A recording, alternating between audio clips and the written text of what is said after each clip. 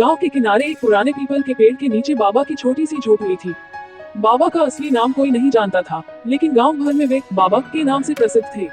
कहते थे कि बाबा के पास जादुई शक्तियां थीं, जो किसी की भी समस्या हल कर सकती थी। बाबा साधारण कपड़े पहनते, लंबी दाढ़ी और सफेद बाल उनके व्यक्तित्व को रहस्यमय बनाते थे। वे दिन भर ध्यान और साधना में लीन रहते।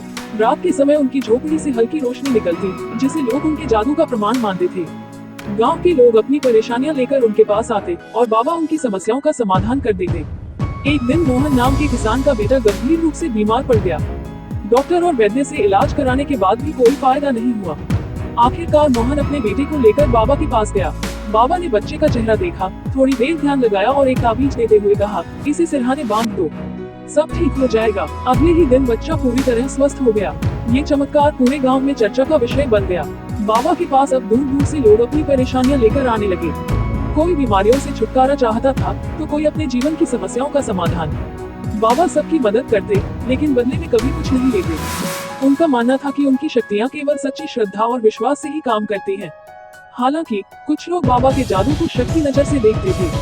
उनका कहना था कि बाबा की सलाह और आत्मविश्वास ही लोगों को प्रेरित करता है, जादू जैसा कुछ नहीं है। लेकिन बाबा कभी इन बातों की परवाह नहीं करते थे। वे कहते थे, जो विश्वास करता है वही जादू देख सकता है। समय के साथ बाबा और उनके जादू की कहानियां लोककथाओं का हिस्सा बन गई। बाबा ने सिखाया कि असली जादू हमारी सोच, विश्वास और अच्छे कर्मों में है। उनका जीवन मानवता और सेवा का प्रतीक बन गया।